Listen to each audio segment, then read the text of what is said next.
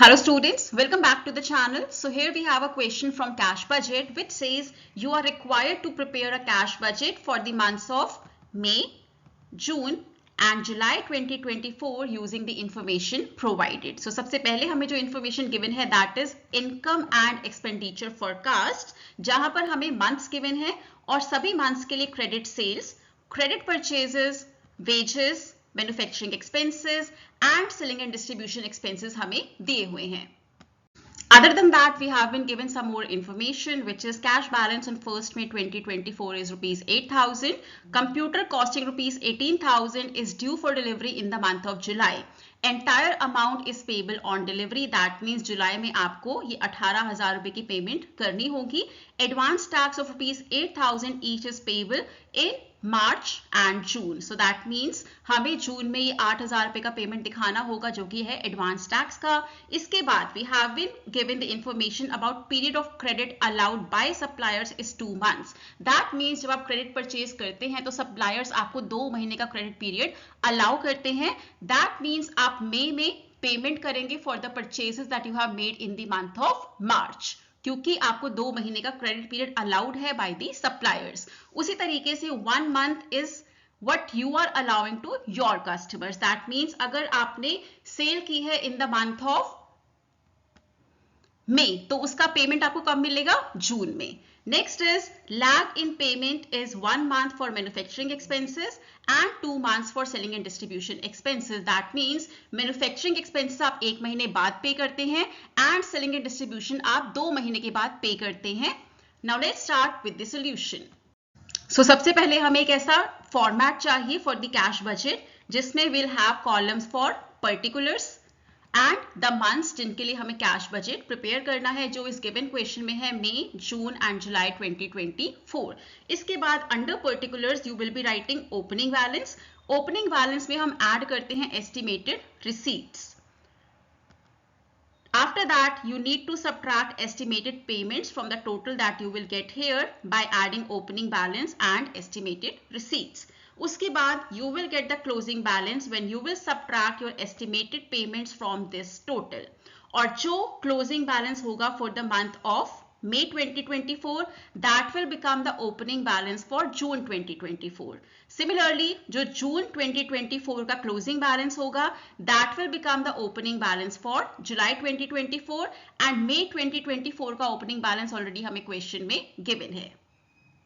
So सबसे पहले we'll be writing the opening balance for the month of May 2024 जो हमें क्वेश्चन में given है 8,000 रुपए. इसके बाद we'll start with the receipts, क्योंकि receipts हमें ऐड करनी होंगी opening balance में. अब क्वेश्चन में हम देख सकते हैं we have only one receipt given, one type of receipt हमें given है in the information that is provided to us, which is for credit sales. जो हम क्रेडिट सेल्स कर रहे हैं वो जब रिकवर होंगे, उसके पैसे जब आएंगे, that is the receipt that is given to us in the question. तो कस्टमर्स को हम 1 महीने का लैग, 1 महीने का क्रेडिट पीरियड अलाउ कर रहे हैं. दैट मीन्स मई 2024 में हमें कौन सी सेल्स के पैसे रिसीव होंगे जो हमने 1 महीना पहले किए हैं. दैट मीन्स अप्रैल की जो क्रेडिट सेल्स हैं वो हमें रिसीव होंगी मई में, दैट इज 77,000 रुपीज. उसी तरह से जो हम मई में सेल्स करेंगे that will B received by us in the month of June which is 70,000 rupees. उसी तरीके से जून की जो क्रेडिट सेल्स होंगी that will be received in the month of July, that is 65,000 rupees. अब रिसीट्स तो हमें और कोई गिवन नहीं है क्वेश्चन में. Now let's move to the payments. First column जो हमें गिवन था टेबल में that we have taken care of, जो कि था क्रेडिट सेल्स, वो हमने ऑलरेडी यहाँ पर लिख लिया है. Now coming to credit purchases. Credit purchases means we will be paying this payment to the creditors. और क्रेडिटर्स हमें लैग अलाउ करते हैं, डिले अलाउ करते हैं 2 महीने का. दैट मीन्स मई में आप कौन सी पेमेंट करेंगे? 2 महीने पहले की गई परचेजेस का. मई से 2 महीने पहले होता है मार्च. सो दैट मीन्स मार्च में जो आपने परचेजेस की होंगी उसका आप पेमेंट करेंगे in the month of May. March में आप परचेज करते हैं 30,000 का, so that means it will be paid in the month of May. Similarly April वाला जो अप्रैल में आप परचेजेस करेंगे उसका पेमेंट होगा इन द मंथ ऑफ जून. इसी तरह से मई में जो आप परचेजेस करेंगे उसका पेमेंट होगा इन the month of July. Table में नेक्स्ट कॉलम है वेजेस का, सो अभी वेजेस लिख लेते हैं। वेजेस के लिए कोई एक्स्ट्रा इन्फॉर्मेशन गिवन नहीं है, so we are supposing, we are assuming कि जिस महीने की वेजेस हैं उसी महीने में पे की जाएंगी। सो दैट मीन्स मई में जो आपको वेजेस पे करनी है 8,000, वो आप मई में ही पे करेंगे, जून में 10,000, जुलाई में 8,700। Next is manufacturing expenses. Manufacturing expenses में लैग है 1 महीने का, दैट मीन्स अप्रैल वाला जो पेमेंट होगा वो मई में किया जाएगा, दैट मीन्स 4,000 रुपीज। मई वाला जो पेमेंट होगा मैन्युफैक्चरिंग एक्सपेंसेस का, that will be paid in the month of June, that is 4,200। और जून के जो मैन्युफैक्चरिंग एक्सपेंसेस हैं that will be paid in the month of July, that is 5,100। Office and selling and distribution expenses में हमें lag है 2 महीने का, that means 2 महीने बाद हम पेमेंट करेंगे। So office and selling and distribution expenses मई में आप कौन से महीने का पे करेंगे? मार्च वाला। मार्च का जो आपका एक्सपेंस होगा for office and selling and distribution, that will be paid in the month of May, that is 4,500। इसी तरह से जून में आप कौन सा पेमेंट करेंगे? अप्रैल वाला जो पेमेंट होगा that will be paid in the month of June, and May वाला जो पेमेंट है that will be paid in the month of जुलाई।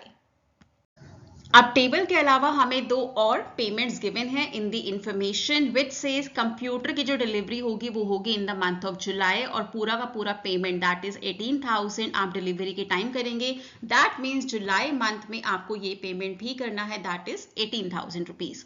उसी तरह से payment of advance tax is to be done in the month of June, that is 8,000 rupees. Now we are done with all the information, all the data that is given to us in the question.